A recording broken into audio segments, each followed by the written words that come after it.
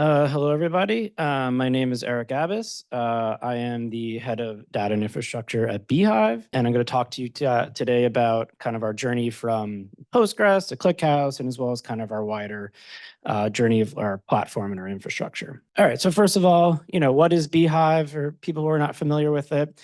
We're a newsletter platform for creators. We're for creators. We're built by creators. We have some huge customers. Matthew Berry's Fantasy Life, Brex. We have some major news organizations, Cold of Mac, et cetera. From nothing to fully fleshed out newsletter platform and website hosting.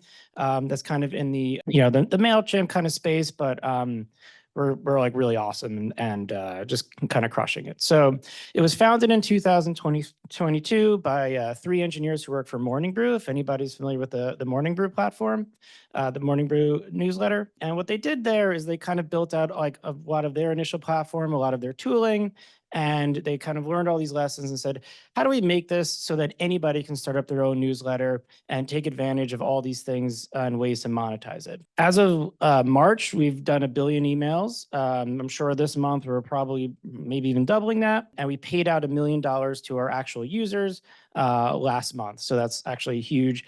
For us, a user is somebody who joins our platform and writes a newsletter and sends it out to readers.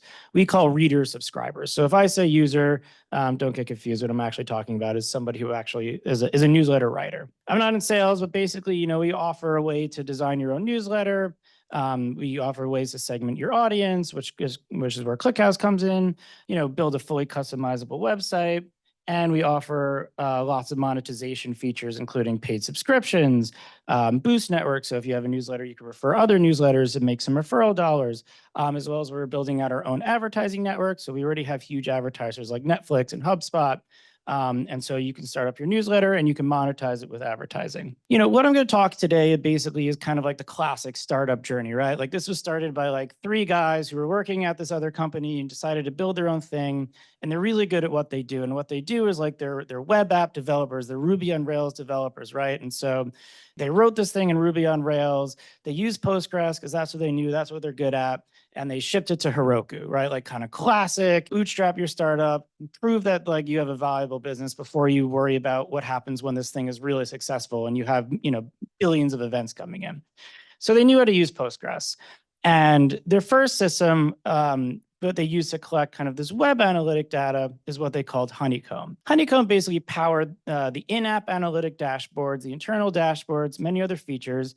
It was built on top of Postgres and this Ruby job queuing system, which name is escapes me. You got to pay for it, but it's basically a queue system that a lot of Ruby applications use. And the founding team did tremendous feats of engineering getting the system to scale and handle hundreds of millions of events a week. Someday they could give a talk on how to scale Postgres for people who can't, leave the ACID transaction world. However, it just wasn't the right technology, right? Like they had performance problems because they're using a queuing system. It got delayed. They had to basically put all this data in a transaction log and then slowly off this queue process that log into aggregations. And often it resolved in like delays to our user. We have to put a banner up on the web page to say like your analytics are delayed 5 hours.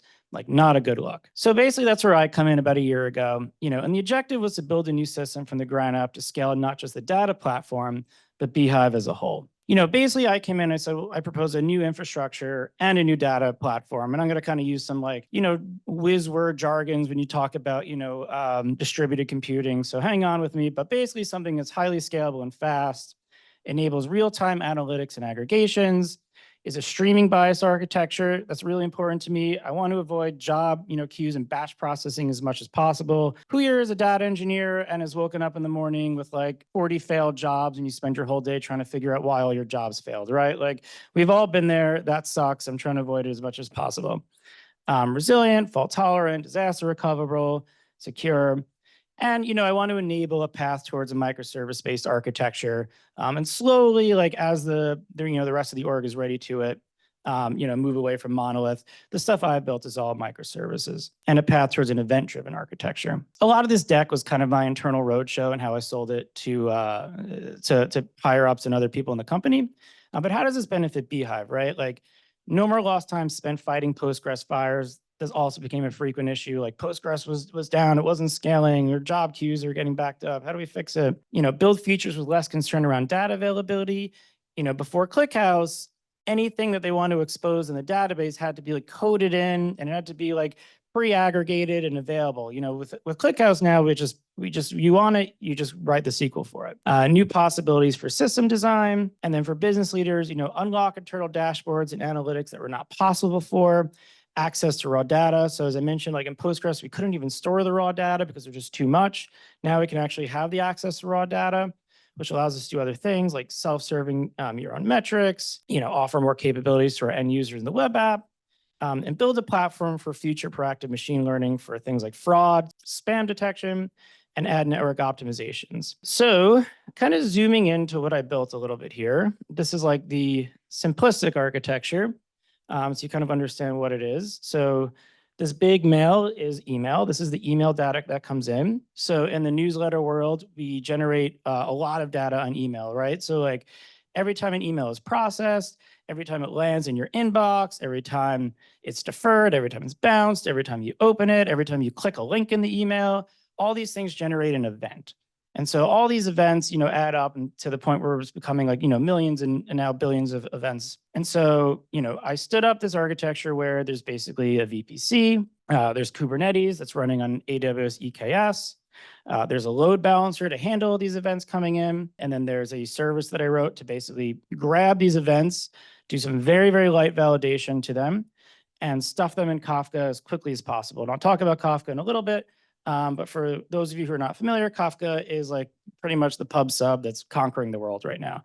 Highly distributed, data bus. Then there's, right now I have one stream transformation service that basically reads the data off of Kafka, does some smoothing, some validation on some hashes and things like that, writes it back to Kafka, and then Kafka Connect, which is part of the Kafka Connect ecosystem, using ClickHouse Kafka Connect, which I'll mention later, then syncs it to currently S3 and then ClickHouse, and we're using ClickHouse Cloud today. And then separately, and I kind of have this is a little bit more detailed. This is a little more accurate, but separately, there's still the Postgres, not Honeycomb, but there's a Postgres embedded database that powers the app, right? Like users and subscribers and all that stuff. And that syncs into Kafka using a change data capture tool called Abis, which then goes on to Kafka, and then also ends up in ClickHouse and S3. So hopefully that gives you kind of a high level overview. So I talk about a little bit of what is Kafka here. I feel like everyone here probably knows it's distributed, it's durable, it's highly scalable, it's real time, it decouples writing and reading, and it's super fast. Again, some of this is my like internal roadshow. So like quick 101 on databases. I hope most people here know the difference between an OLTP online transaction processing database, things that are really good at ACID transactions, which is what Postgres is, and an OLAP database, which is meant for quick aggregations and rollups and high levels of compression, columnar store, and really good at that, but no guarantees around like transactions and atomicity and things like that. And these are commonly used for business intelligence, data analytics, science things too. Again, this is my roadshow. Vertica I used to use way back in the day, and there's other examples. Redshift, obviously. ClickHouse is an OLAP database with all the the benefits of the OLAP slide I just mentioned.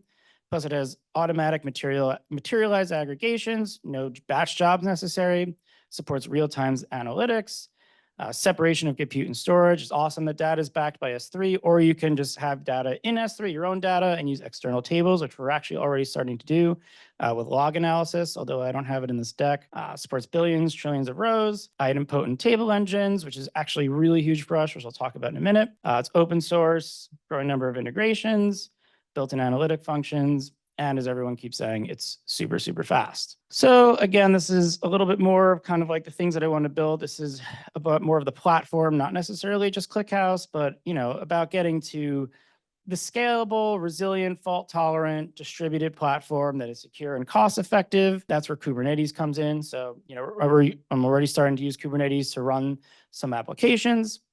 It's endlessly scalable, it's self-healing. Yeah, and then again, like getting towards an event-driven architecture where pieces of Beehiiv can run separately and they're communicating through Kafka as opposed to HTTP sessions or the job queue that we have today, where it takes up a lot of resources. So how do we use ClickHouse?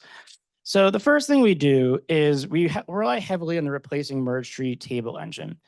And the reason for this is because we get a lot of repeat data and a lot of duplicate data. And so, for example, the email data that comes in, we don't have exactly one's guarantee from the source of it. So we have to, deal with updating that data as it comes through and dealing with deduplication. And then for the change data capture data that's coming in off of Postgres, we also have to make sure that we can update the table using ClickHouse as it comes in. So this is an example of the replacing merge tree table. It's a very simple table that for polls, our users can put polls in their newsletters.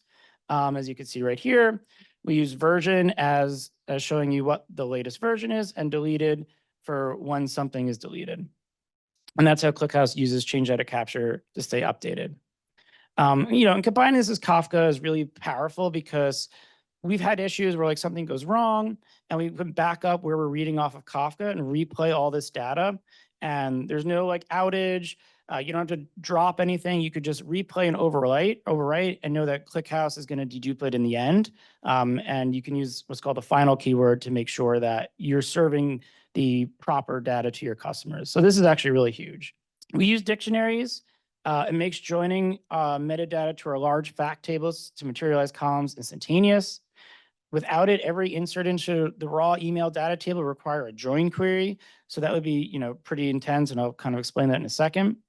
And we use ephemeral columns to basically extract that data from the dictionary and allow us to materialize columns that we actually want to keep on the table.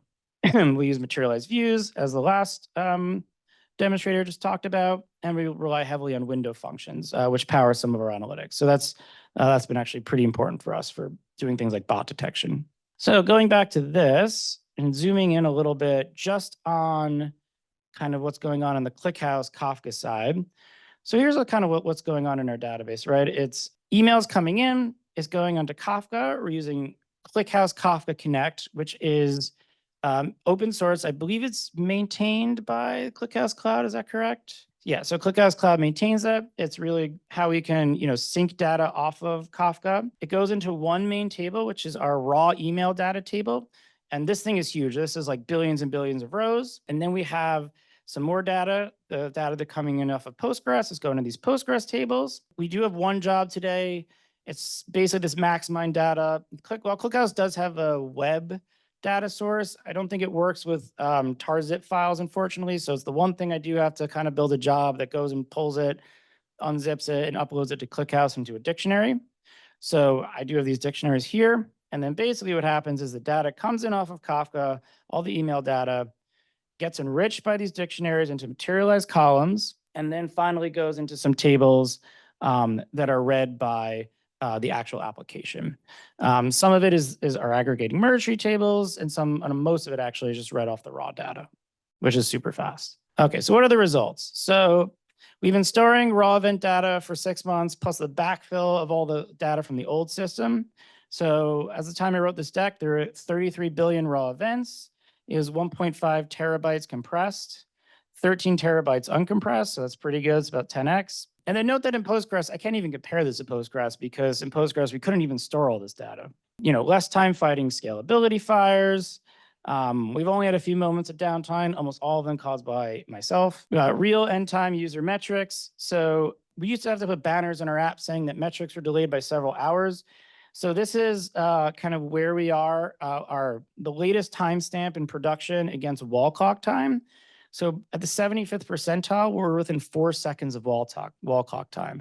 So that's like ridiculously fast. So that is as real time as you can imagine. So, users are on their app, they send out an email, a newsletter blast, and they're seeing the data roll in, within 4 seconds of real time. So that's really awesome. Whereas as opposed to used to be several hours. Compared to Postgres, if you're like pulling back, a row of data, it's not going to be quite as fast as Postgres, which, is a key. You have indexes and you look up a key and you read across a row. So Postgres, we were getting, 10 millisecond queries from pre-aggregated tables. But ClickHouse is still really, really fast, right? Our median query time is about 22 milliseconds.